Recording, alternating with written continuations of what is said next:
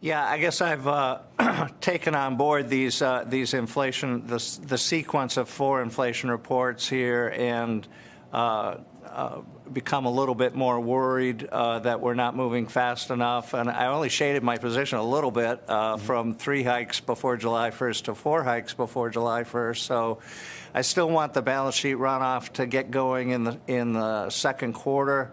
I see no reason why we can't finish the debate on that and get that program implemented. The balance sheet is up almost $5 trillion from where it was at the beginning of the pandemic. We don't need that anymore. We're still buying assets even today. It is going to end very shortly here, but we need to allow the runoff to start to occur very soon here. That will take back some of the accommodation that we've provided.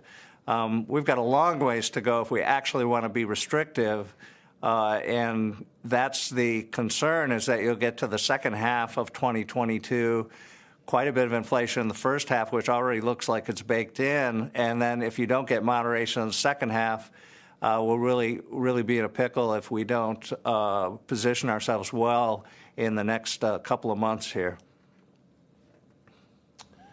President Bullard, one of the arguments that's made for those who want to take a steadier or even slower approach is geopolitical uncertainties. When you look at the situation of the possibility of war in Ukraine, does that give you pause for how fast the Federal Reserve should be increasing interest rates? Well, geopolitical events like that are always very important events for the U.S., but we actually have seen fighting in Ukraine previously.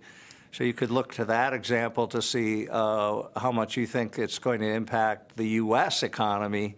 I'd say for Europe, it's probably more of a concern and more near-term concern. But we have seen fighting in this area of the world in the past. I do think it's quite an important foreign policy issue, but I'm not seeing it necessarily as a leading macroeconomic issue, at least at this point. I understand there's risks and there could be escalation and so on.